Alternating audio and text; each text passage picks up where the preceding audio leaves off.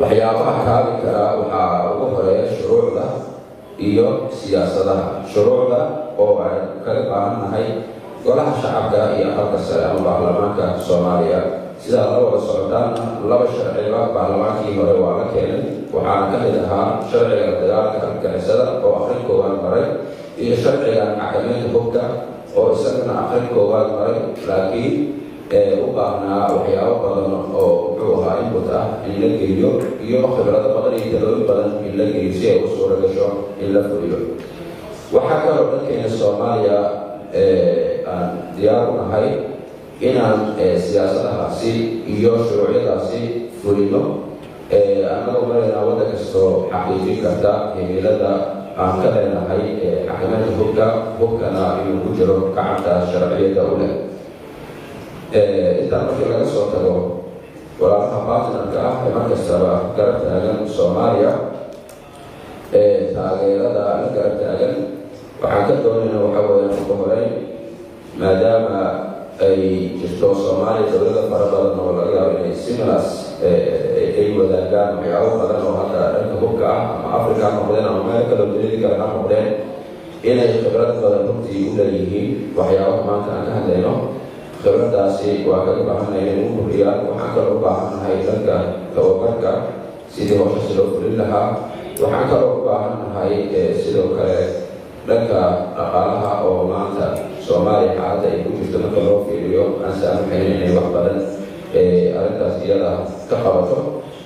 waxaan kaloo u baahannahay maahan oo keliya locally, internationalna waxaan kaga baahannahay. waxaa dhici karta fareed kaga imaada Soomaaliya dibadda oo ah waxyaabaha aan ka shaqeynayno dhan xagaldaacinka, kuwaas iyaga ah qaababka laga hortagi karo waa in shuruuc caalami ah laga soo saaro. inkastoo hadda aysan jirin runtii hubkii weynaa oo nibaabka Soomaaliya saaran tahay, haddana hubka wax yeeleeya markastaba qadartiis waa mid taagan. marka sidaa darteeda waxaan u baahannahay saaxiibo iyo walaalo difaaca sidii loo fulin lahaa, loo xaqiijin lahaa xakamaynta hubkan, sidii loo xaqiijin lahaa oo hay-adaha caalamiga ah ama golaha ammaanka ha noqdeen ama meelaha kale ee markaasi oo maxaafiishka ha noqdeen in laga soo saaro shuruucyo markaa quseeya xakamaynta hubka.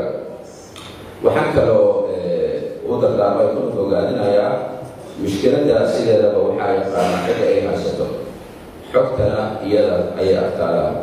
dhibkana waxaa u nugul ama inta badan qofka ay dhibkaa u haysto. haddeer taliska xoogga dalka Soomaaliya wuxuu soo bandhigay qayb ka mid ah waxyaabaha caqabad ku noqon kara ama loo baahnaan karo oo farsamo ahaan markii hoos loo daadego. waxaa rajeynayaa in aad naloo la dhegaysto xoogaheena, la dhegaysto dhibaatooyinka markaas waxaa weeyan jira, la dhegaysto xaqiiqooyinka maanta aynu dul taaganahay, la dhegaysto wax kastoo annaga na quseeyo oo baahideena ah, laguna saleeyo informationkaasi waxa ay walaalaha internationalka ama partnerka ay naga taageerayaan. waxaa jirto waxyaabo mararka qaarkiis contradiction isku sameyn kara, baahida iyo interestiyaha oo conflict of interest imaan kara, laakiin markastaba Soomaalida oo aamin ah waxay ka dhigan tahay gobolka oo aamin ah, waxay ka dhigan tahay caalamka oo aamin ah. waa inaan marka u wada duntanaa kana wada shaqeynaa sidii loo xaqiijin lahaa arrimahaas oo idin dadaalada lagu bixiyay halkan oo waqti ah oo dhaqaale ah oo maskax ah oo xoogag ah oo laisku midaadsaday. waxaan rajeynayaa inaysan noqonin wax warqad ku qoran, ay noqdaan wax fulin leh oo